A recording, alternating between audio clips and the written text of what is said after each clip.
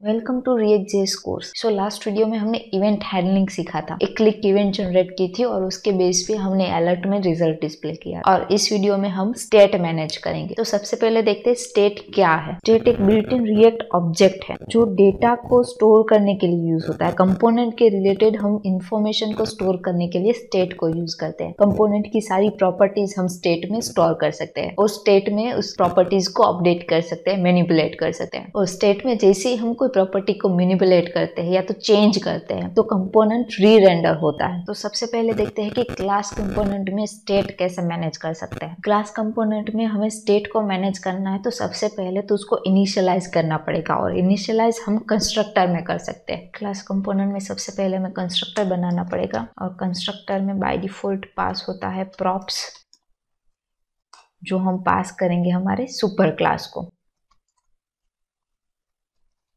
तो यहाँ पर हमें क्या करना पड़ेगा, दिस डॉट, यहाँ पर आपको एक ऑब्जेक्ट मिलेगा स्टेट और इसके अंदर आपका जो भी स्टेट्स, आपकी जो भी प्रॉपर्टीज या वेरिएबल्स है उसको आपको एज ए जेसन की पेयर वैल्यूज में स्टोर करना है। फॉर एग्जांपल मैं बाय डिफॉल्ट एक रिजल्ट की लेती हूँ और उसके अंदर मैं स्टोर करवा देती हूँ 0 और स्टेट के वेरिएबल को डिस्प्ले करने के लिए क्या करना पड़ेगा, यहाँ पर से मैं ये हटा देती हूँ और लिखते हैं this dot state dot then आपकी जो की है, यहाँ पर मेरी की है रिजल्ट, तो यहाँ पर डिस्प्ले होगा रिजल्ट। और ब्राउजर में देखते हैं बाय डिफॉल्ट क्या डिस्प्ले हुआ 0, क्योंकि हमने इनिशियल वैल्यू क्या दी है 0 दी है यहाँ पर। अब फॉर एग्जांपल मुझे यहाँ पर जो बटन की क्लिक इवेंट है उसके क्लिक पर इस स्टेट को अपडेट करना है, तो हमने इसके क्लिक इवेंट तो बना ही दी है। वहां पर अलर्ट की जगह हम क्या करते हैं, हमारे स्टेट को अपडेट करते हैं।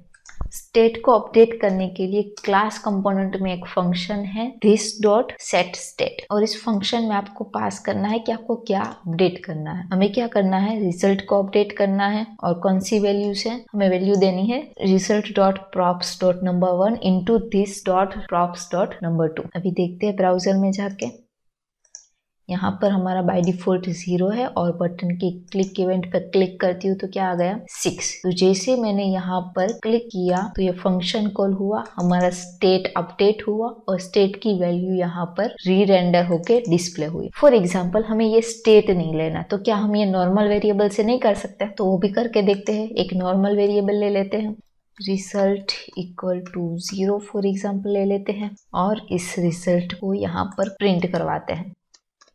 सॉरी, यहाँ पर हमें लिखना पड़ेगा this डॉट रिजल्ट और अगेन इसको अपडेट करने के लिए क्या करना पड़ेगा हमें, this dot result equal to हमारी जो वैल्यू है वो। तो हमने अभी इवेंट के फंक्शन में से क्या किया, हमारे स्टेट को भी अपडेट किया और हमारे वेरिएबल को भी अपडेट कर दिया।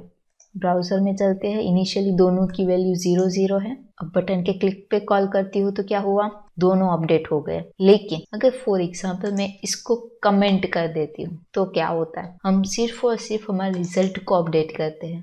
अगेन इस पे क्लिक करते हैं, कोई रिजल्ट नहीं मिला। क्यों, क्योंकि वेरिएबल अपडेट होने पे आपका कंपोनेंट री रेंडर नहीं होता है। आपका कंपोनेंट रेंडर होगा सिर्फ और सिर्फ आपके स्टेट के अपडेट होने पर। रिएक्ट जेएस है वो वर्चुअल डोम के कंसेप्ट को फॉलो करता है। वर्चुअल डोम बेसिकली क्या होता है, ये कंसेप्ट है जहां पर हमारे जो रियल डोम्स है, हमारे जो रियल एलिमेंट्स है, डॉक्यूमेंट ऑब्जेक्ट्स, उसकी एक कॉपी मेमोरी में स्टोर होती है और वो सिंक होती है हमारे रियल डोम से। सो हमारा रियल डोम और वर्चुअल डोम सिंक होता है, लेकिन जो वर्चुअल डोम है वो एक हमारे रियल डोम की कॉपी होती है। इसको एक इमेज के थ्रू समझते हैं। सो आप यहाँ पर देख सकते हो रिएक्ट क्या करता है, हमारे जो भी रियल डोम्स है उसकी एक मेमोरी में कॉपी बनाता है और जैसे कोई इवेंट थ्रू हम स्टेट में चेंजेस करते हैं तो आइडेंटिफाई करता है कि कौन से स्टेट में चेंज हुआ और उस चेंज की वजह से कौन सी एलिमेंट में चेंज होगा। तो फॉर एग्जांपल यहाँ पर कोई एक स्टेट अपडेट हुआ और ये 2 एलिमेंट अपडेट हो रहे हैं, तो रिएक्ट क्या करेगा, ये जो 2 एलिमेंट है उसको आइडेंटिफाई करके रियल डोम में इस एलिमेंट को ही री रेंडर करेगा, इस कंपोनेंट को ही री रेंडर करेगा, पूरा ऑब्जेक्ट पूरा डॉक्यूमेंट रेंडर करेगा नहीं। और इसी वजह से रिएक्ट फास्टली वर्क करता है क्योंकि वो वही अपडेट करता है जिसकी जरूरत है, पूरा पेज अपडेट नहीं करता है। और अगर ये स्टेट मैनेजमेंट हमें सेम हमारे फंक्शनल कंपोनेंट में करना हो तो कैसे कर सकते हैं? रिएक्ट के वर्जन 16.8 से पहले हम फंक्शनल कंपोनेंट में स्टेट मैनेज नहीं कर पाते थे। स्टेट की फंक्शनलिटी सिर्फ और सिर्फ हमारे क्लास कंपोनेंट में ही अवेलेबल थी और इसीलिए 16.8 से पहले सारे प्रोजेक्ट्स में क्लास कंपोनेंट ही यूज होते थे। लेकिन 16.8 के बाद से हुक्स का कंसेप्ट आया और हम फंक्शनल कंपोनेंट में हुक्स यूज करके भी स्टेट मैनेज कर सकते हैं। और उसके बाद से सारे जो प्रोजेक्ट्स नए बनते हैं वो फंक्शनल कंपोनेंट के बेस पे ही बनते हैं। क्योंकि फंक्शनल कंपोनेंट इजीली हम यूज कर सकते हैं और डेवलपर्स को भी ये लगता है कि फंक्शनल कंपोनेंट है वो इजी है, इजी टू अंडरस्टैंड है और इसमें कोडिंग भी हमारी थोड़ी लेस हो जाती है।